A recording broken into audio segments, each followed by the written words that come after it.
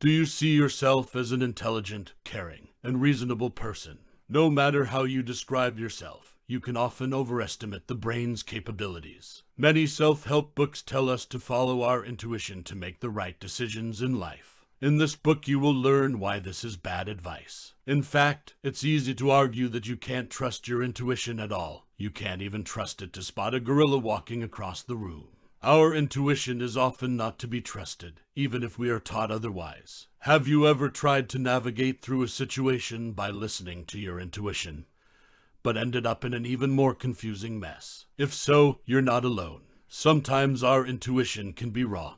Here is the reason. We are often taught to let our intuition tell us because it's natural. These sayings are often based on the idea that our intuition, our ability to instinctively understand something, is an ideal tool for making decisions and making judgments about situations and events. In recent years, self-help books on management and psychology have often emphasized decisions based on intuition over decisions based on analysis. In Malcolm Gladwell's book The Power of Thinking Without Thinking, the author emphasizes intuition over analysis. He tried to show this by telling the story of a Greek monument that appeared on an art market and was later declared a fake by experts who trusted their intuition. In contrast, some analyzers failed to show it to be a fake. But our intuition has limits and can be really unreliable. There are many examples of fakes that have gone undetected by experts' intuition. For example, a book dealer named Thomas J. Wise found and resold many manuscripts of anonymous books with famous authors' names. Libraries and book collectors were both convinced they were genuine, but after two British merchants analyzed and reviewed information about the author's life, the books were found to be fakes. Remember that we also have idioms about the limitation of intuition. For example, many people say don't judge a book by its cover because we know we can't judge anything by first glance. We really don't see and pay attention as much as we think we do. If someone was beaten on the street, you would recognize it right away, right? Although we tend to notice the unusual when we are carefully focusing on something else, we can miss the unusual. The two authors devised the invisible gorilla experiment, and it became a classic example of how we can miss the obvious. In the experiment, participants were asked to watch a video of basketball players and count the number of goals scored by one of the teams. But in the middle of the video, something strange happens. A man in a gorilla suit walks into the yard, stays there for about 9 seconds, and pats his chest. Surely the participants must have seen that odd event. But the truth is no. About half of the people in that experiment didn't recognize the gorilla because they were so focused on counting the goals. What's more, it's not uncommon for a Boston cop named Kenny Conley not to notice a black officer being beaten near a fence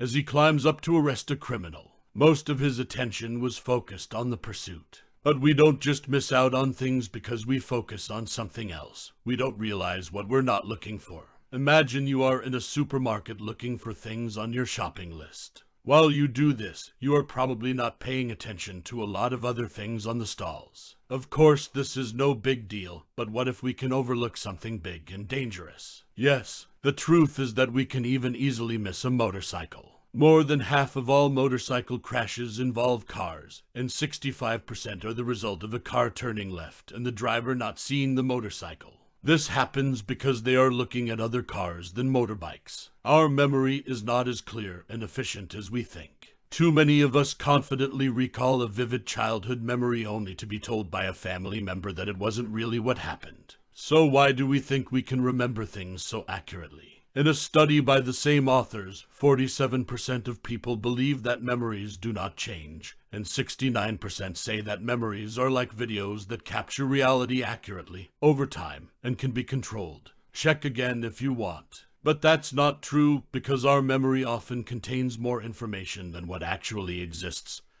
in the outside world. In one experiment, students read 15 related words such as sleep, drowsy, and tired. 10 minutes later, they were asked to repeat the words. Interestingly, the participants all mentioned the word sleep even though it wasn't on the list. Why? Because all the words were related to the word sleep. The participants simply inserted another word from the same meaning group without realizing it. Instead of remembering the exact order of things or events, our memory is busier with remembering their meaning. What's more, some memories don't come from where we think they are. Ken, a friend of the author, often tells an interesting story about sitting next to actor Patrick Stewart at a restaurant. He also remembers how the actor ordered an Alaskan cake and signed several people's names. He certainly didn't make up this story, but actually this has never happened to him but to either of the two authors. Ken didn't mean to lie. The story was told to him in so much detail that he thought it was his story. This phenomenon is known as memory failure and is another way memory tricks us. Confidence can deceive us. Incompetence often causes overconfidence. You may think you are smart, perhaps even smarter than the average person. This is exactly how confidence can turn into an illusion. It is true that we often tend to overestimate our own abilities, giving us confidence even for no reason at all. In fact, surveys have shown that 69% of Americans and 70% of Canadians believe they are smarter than the average person. This is a bit odd as more than 50% is already average or below average, so about 20% are too proud of themselves. The two authors also found similar results when interviewing chess players at a national competition.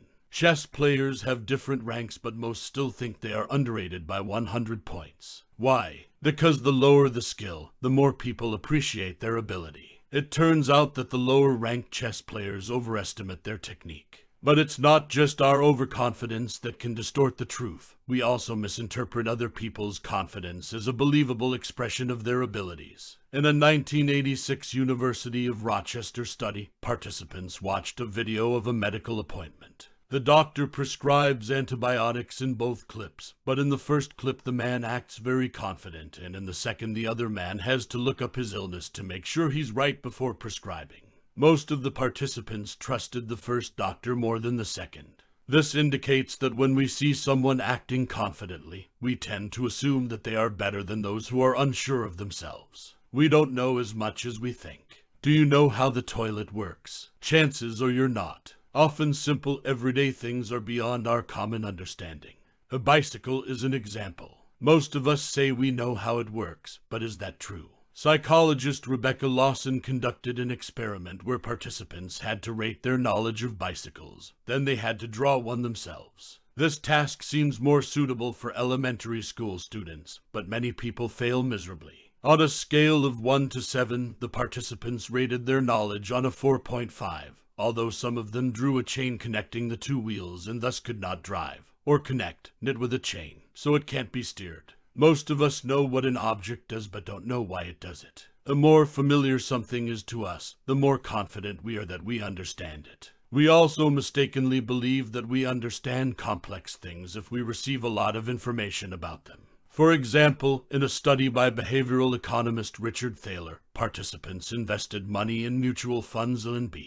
The experiment lasted 25 years, and participants received information about activities for 2 quarters every month, every year, and every 5 years. Between breaks, they have the option to change their investment. Obviously, the more updated the better, right? Is not. Those who are updated every 5 years end up making more than twice as much revenue, because they take a long-term view of their investment. In contrast, those who receive monthly updates change their investments more often and end up missing out on long-term revenue opportunities. Obviously, the more information, the better, right? Is not. Those who stay informed every 5 years end up with more than double the revenue because they take a long-term view of their investment. In contrast, those who receive monthly updates change their investments more often and end up missing out on long-term revenue opportunities. This indicates that having more information does not mean better understanding. It can even blur the big picture.